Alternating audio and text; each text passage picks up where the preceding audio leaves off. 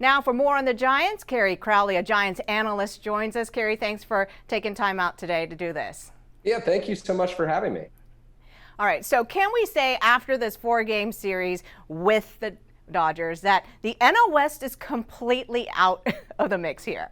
Yeah, absolutely. I think that what you saw last season, the 107 wins that the Giants ran up, a franchise record, it's looking more and more like a bit of an aberration right now. The Dodgers have reestablished their dominance. The Padres are far out ahead of the Giants at this point. Right now, the Giants' best hope is to fight for a wild card spot. So what has surprised you the most this season with this Giants team? I think when you compare it to last year's team, there was so much depth and everything seemed to go well. When one man got injured, another player came up and filled the role extremely well. This year, that hasn't been the case. The Giants have suffered the same number of injuries, but they haven't had the depth behind them. And that's really surprising because of the way that Farhan Zaidi builds his roster. And so the supplementary players the Giants have brought in just haven't been able to cut it this year. And it's led to the record that you see today. You know, we've known Farhan as this master of this system, being able to plug in players here and there.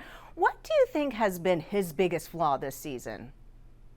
I think that when you look at the Giants compared to the top teams in the league, there's a lack of star power. That's why when you look around the league and you see Juan Soto, Aaron Judge, a Shohei Ohtani being discussed in trade talks or potential free agency down the line, Giants fans want those players. Giants fans want to sign those players. They want to trade for those players. They want to go out and see stars at Oracle Park. Brandon Belt's been hurt. Brandon Crawford's been hurt. Buster Posey retired. And Posey's hole has left a massive void for the San Francisco Giants, and one that, quite frankly, they have not been able to recover from this season.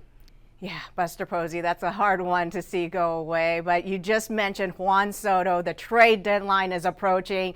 What do the Giants do here? What do they give up for a guy like this?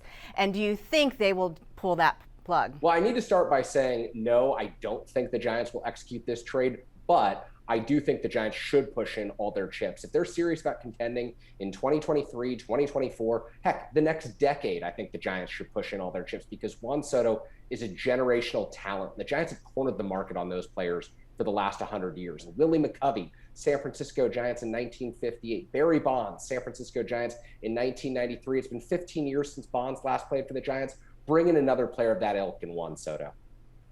All right, so even if the Giants don't get Soto by the trade deadline, they're going to get Aaron Judge, right, in the offseason?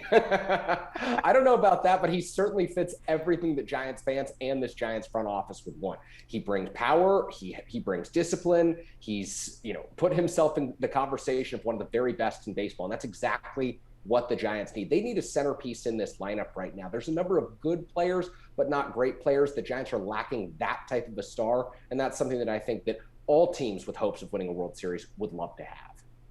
All right, so a lot of things on the Giants wish list, but as far as this season, are the Giants going to sneak in that final wild card spot to make the postseason? And if they do, how far do you think this team can go? Well, I think that this week will tell us, and what they do against the Arizona Diamondbacks and the Chicago Cubs. Look, the Dodgers are in the class of their own right now, but the Dodgers seem to win a World Series in July every year. It's about what you can do in August and September leading up to October.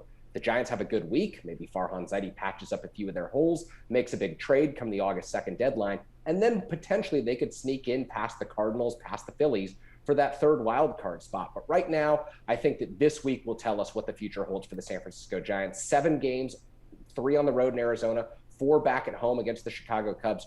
Really, really critical, and you can't understate the value of these games. Yeah, as players say, one game at a time. Kerry, thank you so much for joining us tonight. Thank you so much for having me.